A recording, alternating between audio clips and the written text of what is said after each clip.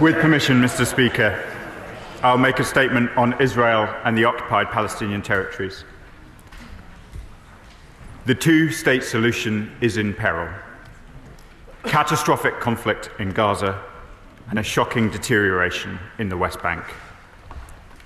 This is an affront to the rights of Palestinians, but it is also against the interests of Israelis, against their long-term security and their democracy.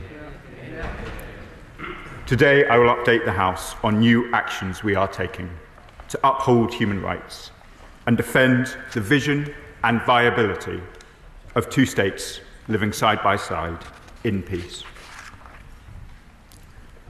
Mr. Speaker, 2024 saw the worst settler violence against Palestinians in the West Bank in the last 2 decades. 2025 is on track to be just as violent. Between 1996 and 2023, an average of 7 illegal settler outposts were established annually. In 2024, settlers erected 59. These outposts are illegal under both Israeli and international law. 2 weeks ago, the Israeli government itself announced 22 new settlements in the West Bank. Every outpost, every building the settlers erect is a flagrant breach of international law. It disregards the views of international partners for Israel, and there are now in excess of 500,000 settlers living in the West Bank. There are over 100,000 in East Jerusalem, the territory that must form the heart of a sovereign, viable, and free Palestine.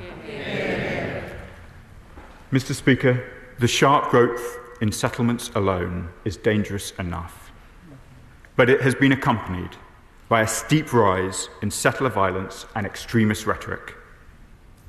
Itamar Ben-Gvir has led 7 provocative intrusions into Haram al-Sharif since 2022. In 2023, settlers rampaged through the village of Huwara, in what Israel's own West Bank military commander described as a pogrom done by outlaws. Last month, the villagers of Mugayir Adir fled their homes in fear after the construction of an illegal outpost 100 metres away. This month, settlers attacked the town of Deir Dwan. They set fire to houses and injured residents. This violence and rhetoric is deeply concerning, an assault not just on Palestinian communities, but on the very fundamentals of a two-state solution. This is an attempt to entrench a one-state reality where there are no equal rights. The two-state solution remains the only viable framework for a just and lasting peace. I know it is supported on every side of this House. Israelis living in secure borders, recognised and at peace with their neighbours, free from the threat of terrorism, with Palestinians living in their own state, with dignity and security, free of occupation. Mr. Speaker, we are steadfastly committed to defending that vision, not just with words, but with action. That is why we pledged £101 million in additional support to the Palestinian people this year, why we are working to strengthen and reform the Palestinian Authority, why my right honourable friend, the Foreign Secretary, signed a landmark agreement with Prime Minister Mustafa, why my right honourable friend, the Prime Minister, welcomed him to Downing Street, why we are clear that Hamas must release the hostages immediately and unconditionally, and that Hamas can have no role in Palestinian governance. It is why we are committed to working with civil society, Israelis and Palestinians, to support those who believe in peace and coexistence. However, Mr. Speaker, the gravity of the situation demands further action.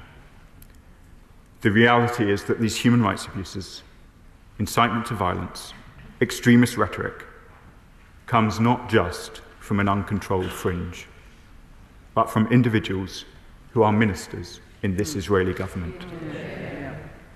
We must hold them to account and protect the viability of the two-state solution. So today we are sanctioning Bezalel, Smotrich and Itamar Ben-Gvir. We are acting alongside Australia, Canada, New Zealand and Norway, who have also announced their own measures today. These two men are responsible for inciting settler violence against Palestinian communities in the West Bank, violence which has led to the deaths of Palestinian civilians and the displacement of whole towns and villages. This violence constitutes an abuse of Palestinians' human rights. It is cruel, it is degrading, and it is completely unacceptable. We have told the Israeli government repeatedly that we would take tougher action if this did not stop. It still did not. The appalling rhetoric has continued unchecked. Violent perpetrators continue to act with impunity and with encouragement. So let me tell the House now, when we say something, we mean it. Today we have shown with our partners, two extremists, that we will not sit by while they wreck the prospects of future peace. Mr. Speaker, our actions today do not diminish our support for the security of Israel and the Israeli people. The agendas of these two men are not even supported by the majority of Israelis. Yeah. Israelis recognize that these individuals are not working in their interest. As the Foreign Secretary said to this House last month, we want a strong friendship with Israel based on shared values and our many close ties.